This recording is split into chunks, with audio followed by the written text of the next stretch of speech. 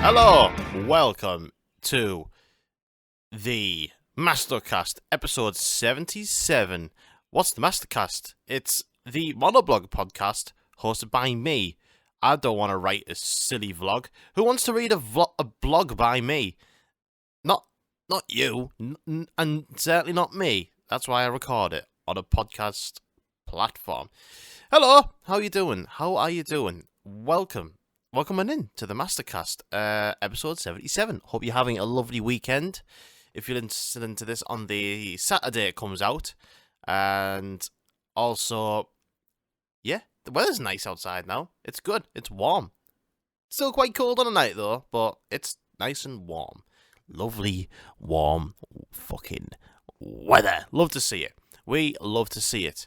But, yeah, what a bloody week. What a week. And it's just been a big one. It's just been a big one. Quite a lot going on. Couple of gigs. Lots of gaming stuff to talk about. Yeah. Crazy. Yeah, it's just been quality. It's been quality. Gonna go over Frank Turner and War of the Worlds. And the Nintendo Switch 2. All that sort of stuff. But yeah, first, I'll just say thanks everyone for listening to the previous podcast episode, and anyone who has commented and liked the video that I did on Instagram. That was the Thick with Thursday competition entry. Sadly, I did not get into the top 20, so which is absolutely fine. You know, there was over 700 entries into this competition, and it was fucking crazy. Like, there's so much talent out there, so many good riffers, so many good shredders, and yeah, I kind of had an inkling that wouldn't win anyways, but I wanted to try, and like, I felt good about my entry. I thought the riff I wrote was really good. So, but yeah, it's yeah, I didn't win, unfortunately. So well done to all the other riffers who managed to get there and play. So, and yeah, you can go vote for them. On the, if you search for the Architect Tiger Studios website, there'll be details on how to vote for them if you want to do that. Watch all the top 20 players and stuff. But yeah, they're going to be doing some more competitions, so I'm going to try it again, for sure. And it is what it is. I enjoyed the whole process, so yeah. Shout out all the people who got through to the top 20, and shout out to all the people who, you know, tried to help me get through that algorithm and get me noticed and stuff. Like, I mean, because the guy has watched it, you know, like, because I made like an Instagram story and all that saying about how, you know, that just basically explaining what I just explained now, that I couldn't make the top 20, and the dude like actually messaged me and he was like, mate, your riff was actually just really, really good. Make sure you get into the next one. So I was like, fuck yeah, dude. Which was really nice of the guy, really nice. And yeah, Nick Broomhall, by the way, that's the YouTuber, guitar player who I was on about, who set up the competition. But yeah, it was really, really good. It was really good. And again, well done, everyone. Went to see some shit recently. What have I been up to? What have I been up to? Let's say I went to see Frank Turner, and did I do anything else? I don't think I did anything else. That was it, basically. It was Mother's Day. I went to see my mum, and she gave me the spiciest pizza I've ever had in my life, and it was brutal. It was brutal, but it was nice though. Saw my mum and dad on Mother's Day because I'm a good lad. Went for a nice walk with Haley to Fremington Edge, just at a really small town called Reeth, Yorkshire. Nice scenery and stuff like that. Went for a nice hike. That was good. But yeah, the main events to talk about really is went to see Frank Turner and the Sleeping Souls at Newcastle at the NX, which is formerly the O2 Academy in Newcastle. Yeah, I wasn't really all that bothered about the last Frank Turner album, like the latest one that came out, Undefeated. I only, to my ignorance, I only listened to it once. Like, there was the first few tracks that I just could not get into.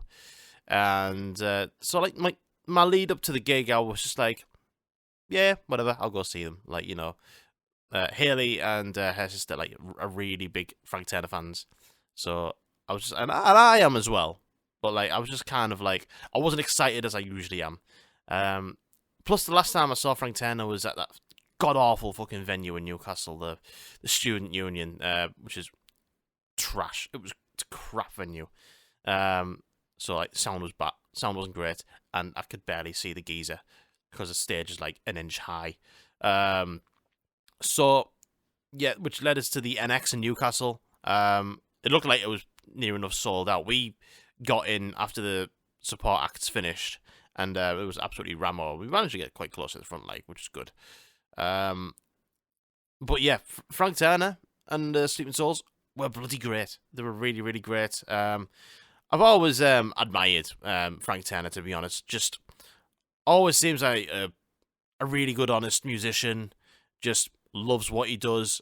Is massively passionate about it. Massively passionate about the audience. Like, you know, I always get a good vibe from the guy. And yeah, just a really good musician with a really good band.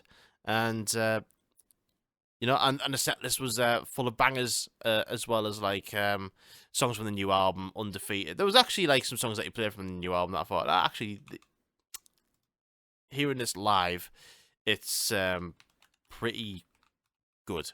It's not as bad as what I remember it being.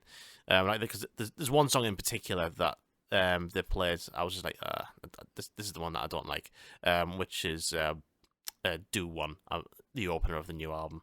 Not a fan of it. And but yeah, this was a 25 song set, big ass song set, and you know, just like pretty much.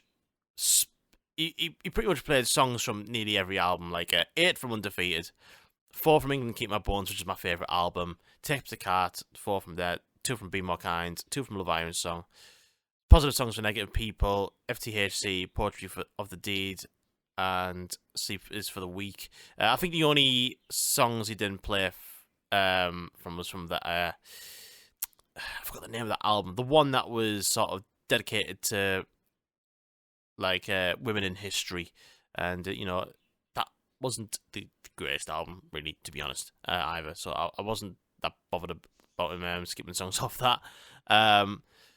But yeah, a really good set list, a really good career spanning set list, really. And yeah, no thank you for the music. Girl from the Record Shop, 1933 is always a good one. Recovery is always a brilliant one. Love Photosynthesis, that's awesome.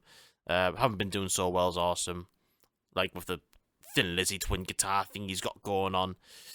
Glory Hallelujah is amazing. I love The Next Storm. If ever Astray is just, whenever they play that, I fucking love it. And same with like I Still Believe as well. Like just basically any songs from England Keep My Bones, I just think is awesome, because I generally think that album is brilliant, like utterly brilliant. I love doing it. Like he played 13 songs and he did 3 just by himself acoustic, which is Undefeated, Be More Kind, and The Ballad of Me and My Friends, which just absolutely gets me every time. Just an absolute anthem of a song, like one of his best. And obviously the band came on.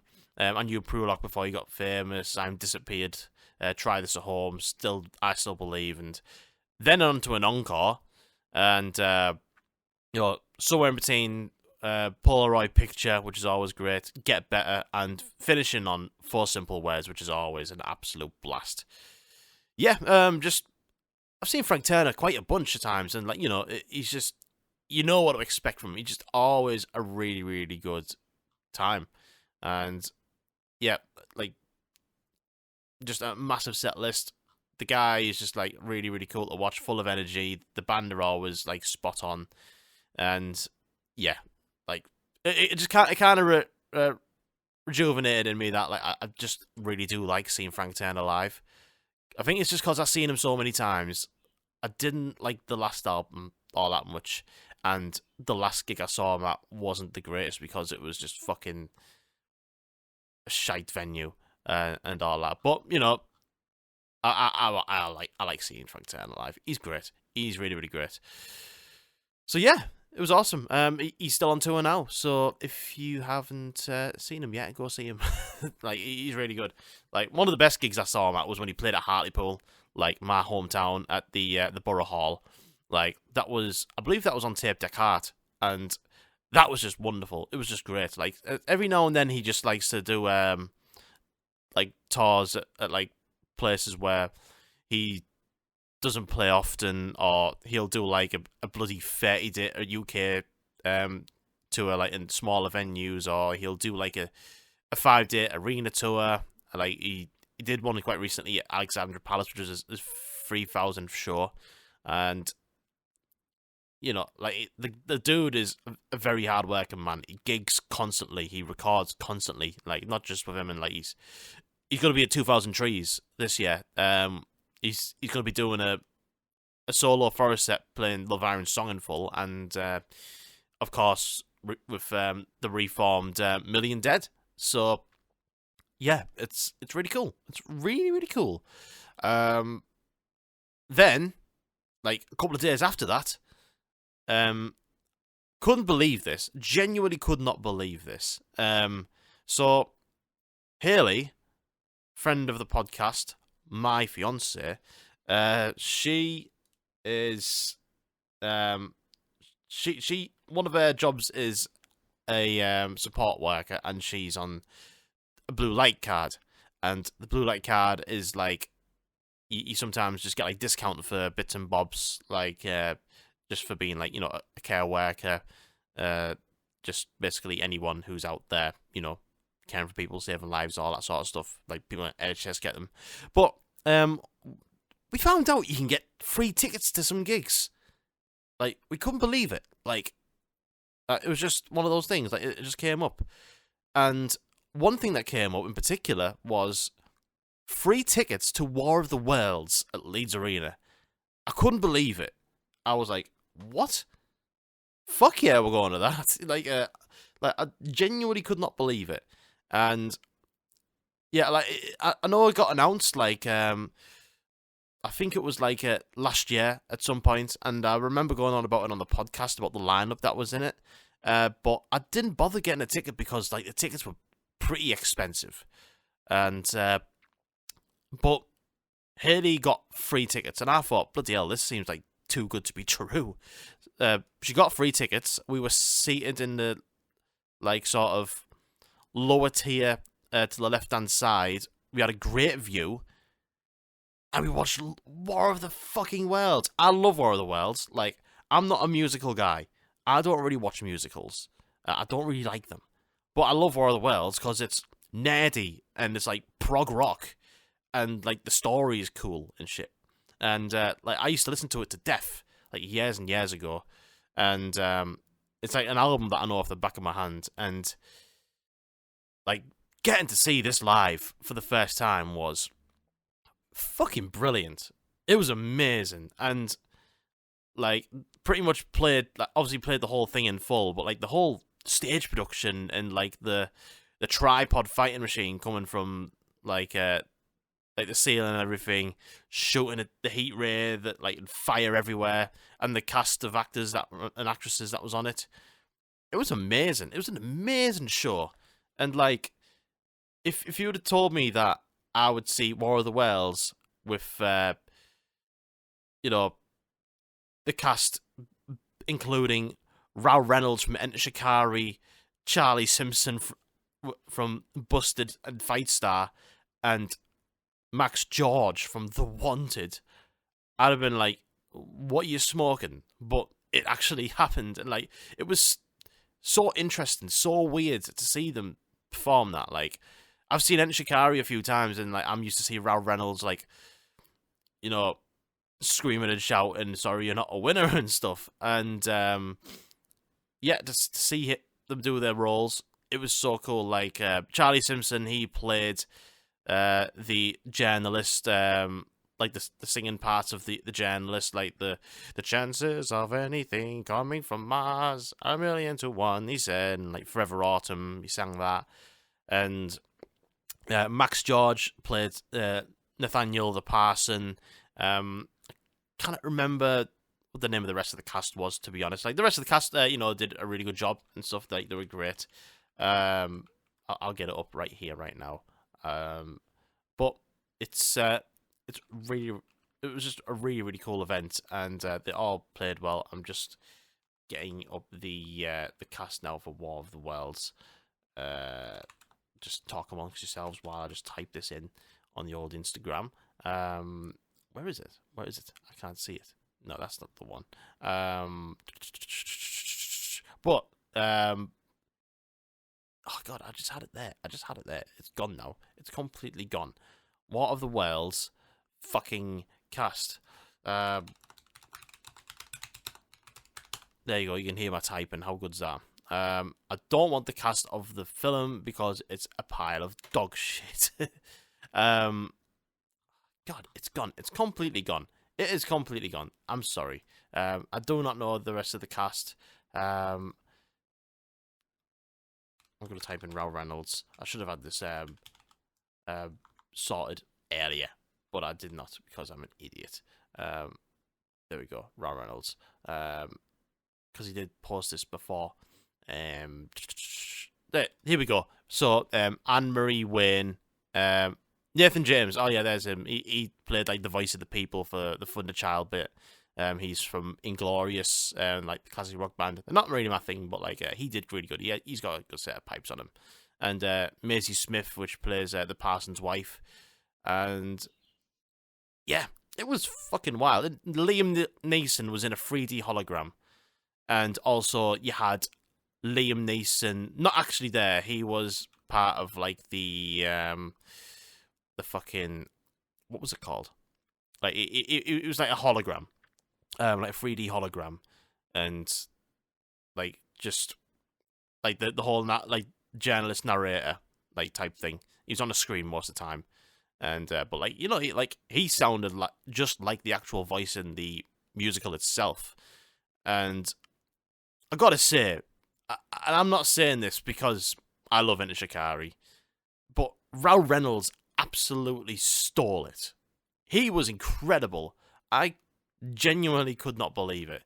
Like, that man is just so talented. Like, everything about what he does with Enter Shikari and producing music and stuff like that, and like to actually being out on stage and playing the role of the artilleryman and like singing the Brave New World song, not the Iron Maiden one, the War of the Worlds one, like we'll start all over again, like unbelievable, like he was just so good. He was so good. Like by the end of his performance, like I nearly fucking stood up and gave him a fucking standing ovation. Like that's how good he was. I was like, come on, and he got his little trumpet out and played little bits as well. Yeah, he was great, and obviously the orchestra and the band sounded amazing. Like if you close your eyes, it sounded just like the musical, and to still be conducted by Jeff Wayne as well, who was the man behind the musical in 1978. He's still out there like conducting it. The guy is 81 years old, which is amazing, incredible. Like the whole string orchestra sounded incredible. The band did as well, like loads of cool moogs and synths and guitar solos and drum solos and friggin'. There was like a harp player, there was a steel drum player. There was a bunch of like theremins and stuff like that. Like just loads of cool prog rock goodness. It was awesome, and I'd love to see it again. And I couldn't believe I got it for free as well. Like could not believe it, especially because of the pricing as well. Like I say, like when it went on sale originally, I was like, nah. It's too much. It's too much. It's a bit too much for me. Like the lowest ticket price was 70 quid, and the seats that we got, we had a look at Ticketmaster after we got them, and they were going for like 115 quid, which is insane, absolutely insane. And like we got to get it for free. We got it for free. It was awesome. Shout out to Haley getting the tickets. It was fucking brilliant. It was fucking brilliant. And, yeah, the chances of anything coming from Mars are 1,000,000 to 1, she said. Hola! That was basically what it sounded like for about an hour and a half. It was brilliant. And, yeah, that's it for music, really. Music-related stuff, gigs. I haven't got any albums to talk about. There are some that are out, but I want to devour them and talk about them next week. I'm talking about the new album from Death Heaven, Lonely People with Power, Are We All Angels by Scowl, and Zenith by Bleed From Within. I'll talk about them next week for sure. But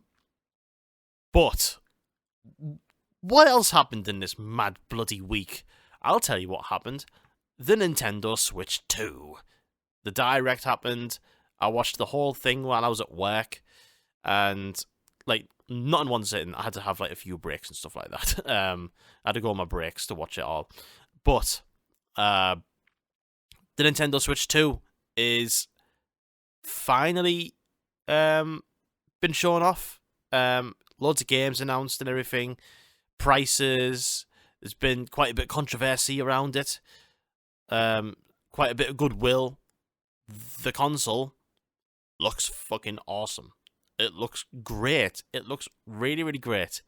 And yeah, I'm just gonna go through like the actual Direct as well. Like it's I've got it right up here. Like so much to go through. So it started off straight into Mario Kart World. Straight into Mario Kart World. And it was just like, yep, you're getting this on day dot when the Switch 2 comes out. Mario Kart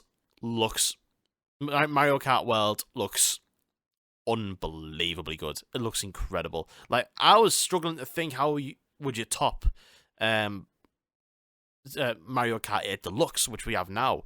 I was thinking, how are we going to top that by making Mario Kart like this Forza Horizon like combination of things with big open world roaming and things like that, and online, like playing online with like 24 races and all this sort of stuff, more characters and things. It looks brilliant. It looks awesome. Like graphically, it looks dead pleasing as well. I'm very excited about this. I'm very, very excited about Mario Kart World. It looks incredible. It looks absolutely amazing. And yeah, we get that day one when the Switch 2 comes out. After that, like it was showing off like past like just the technical aspects of the Switch, like all the specifics and stuff. It's got the Joy-Cons that are magnetically attached. You can take the Joy-Cons off and place them side down and use them as a mouse function, which looks really, really cool. Like you can use that for like first-person shooters or games like Age of Empires or Civ or something like that, or any sort of like point-and-click stuff you want to do. You could do that, which is really, really cool. You know, LCD screen, which is 7.9 inches, big, like a lot bigger than the original Switch, and HD Rumble 2, which is lovely. It takes a different kind of SD card now, so it's the microSD Express. The old ones don't work from the other Switch. What else has got? Like it's able to output 4K when it's docked, which is amazing. And yeah, it just looks really, really cool. It looks awesome. Like it looks really, really awesome. Like the whole tech aspects of it, like just everything that I wanted in it, really. Like it just looks brilliant. So all the other partner games I got announced. We got Street Fighter 6, Split Fiction, Hogwarts Legacy, Hitman: World of Assassins, Yakuza 0, Bravely Default, Deltarune, Civilization 7, Cyberpunk 2027, Rune Factory, Fast Fusion. Like some of these games are like out already, but like the sort of enhanced for the Switch 2. Like some of them are like, you know, sort of PlayStation 4 region, but like, you know, classics in their own right. You know, like stuff like Cyberpunk 2027. You can play that on the Switch 2, which is mental, which is amazing. And they're going to be including GameCube games onto the NSO, which is amazing. Like, you know, the current Switch, we've got the NES, the SNES, Game Boy games, Nintendo 64 games, and Mega Drive games. And like day one, you're getting GameCube games to play on the NSO, and that's if you've got the the expansion pack of the subscription, which is I believe is about £35 a year. Great fucking deal, if you ask me. So like the GameCube games, you get Legend of Zelda, Wind Waker, Soul Calibur 2, F-Zero GX, which is you're already getting your money's worth on the subscription, really, because I don't know if you know or not, GameCube games, considering they're about 20 plus years old, are bloody expensive. Like Legend of Zelda Wind Waker, that's like 40 quid off CEX or eBay or whatever. F-Zero GX, you're looking around about the same price, which is insane. And there's going to be more games that are coming out for Nintendo GameCube, NSO. Like they had a side scroll of some of the games that are going to be coming out, and there was stuff like Pokemon XD Gale of Darkness, which is like £260 on CEX. Chibi Robo, that is £230 on CEX as I'm looking right now. And like Fire Emblem, that is like a couple £100 as well. Like, it's insane. You're going to get these games on the NSO, which is awesome, you know. And there's going to be stuff like Super Mario Sunshine and what else is there? There's Luigi's Mansion and stuff like just great. Just really, really great games that are going to be coming out to the NSO and play GameCube on. And they're going to be releasing a GameCube controller, which is suitable for the Switch. It's going to be wireless. It's going to be great. Also, another thing about hardware, there's the C button on the Switch, which is like a chat sort of hub that will bring up. It's kind of like its own Discord server, like where you've got like your friends in like a chat. The Switch has got a microphone built into it. You don't need a headset or anything. It might be better with a headset and a mic, but like it's got a mic built in. You can have it docked and just be sat like a couple of meters away from it, and it'll pick up your voice perfectly. And it's got like this sort of AI where it just cancels out any noise that's going on in the background. How good that's going to be, I'm not sure yet, but you can do like fucking online gaming with your friends for the first time ever, which is amazing. And they've included a webcam. Like, it's obviously sold separately, but they've got like their own webcam. It sort of sits on a stand, like on its own like stick thing. Like the webcam is up there, so like you can play, and it's like a green screen behind you, and your face is just over the games, like you're playing with your friends, and there's the ability to see their screen, which is really, really impressive. And yeah, they've got some. They've announced some more games as well after that lot as well. So the Switch 2 partner games that are coming out, and like they went straight into. Excuse me, I just burped. They went straight into this one. Elden Ring coming out for the Nintendo Switch in 2025. Like, if you want to showcase the graphical capabilities of your console, you're gonna put Elden Ring on there, aren't you? Which is really cool and exciting. Elden Ring is, I'd say, generally one of the greatest games ever made. It's incredible. And having the ability to have it, you know, I mean, I know you can play it on a Steam Deck, but for those who don't want the Steam Deck, you want to play a Nintendo, to have a game like Elden Ring and to have it portable, handheld with you, walking around and shit, is awesome. It's really, really cool. And, you know, there's stuff like Hades 2, Tony Hawk's Pro Skater 3 and 4 coming out summer 2025. There's a new 007 game coming out. They're bringing WWE 2K, NBA 2K, and FIFA is going to be out on there. And just absolutely, there's so many games. 2 Point Museum. Haley's going to be over the moon about that. Professor Layton and the New World of Steam. Again, another game Haley will be buzzing about. Yeah. It looks fucking great. Like the amount of games, and there's more like new actual Switch 2 games that are coming out. Bravely Default Flying Fairy HD remaster, which is like a sort of, it's like you're controlling a ship. I've seen it like a little bit. It looks like an RPG type thing, but you also control a ship like with the mouse functions on the Joy-Cons. So like you'd be pulling the lever up and down and turning the wheel of your ship and stuff. Like, very, very interesting, very cool. obviously Mario World got announced. There's also worth saying that there's going to be a Mario World Direct that's taking place on the 17th of April, 2 p.m. So that's going to be delving deep into what you can do with the game and stuff like that. There's also Drag X Drive, which is like a wheelchair basketball playing game. Again, like, you know, using that mouse function on the Joy-Cons. A new Hyrule Warriors, so new Zelda IP has been announced. It's kind of taking place before Tears of the Kingdom, which looks quite interesting. I've never really played any of the Hyrule Warriors stuff. It doesn't really do it for me. One thing I did not see coming, a new From Software game, especially as they've announced Elden Ring already. There's going to be a new From Software game called The Duskbloods, which is exclusive to the Nintendo Switch 2, which looks really good, looks really awesome. Apparently it's going to be a multiplayer game. The ability to support 8 people, so kind of like in the same vein as like Night Rain, the latest Elden Ring adaptation. That's coming next year, 2026. Looks really cool. Kind of got like Bloodborne vibes about it. New Kirby Air Riders is coming out, which is, you know, I guess a sequel to the original Kirby Air Ride, which came out on the GameCube. And this one takes the cake for me.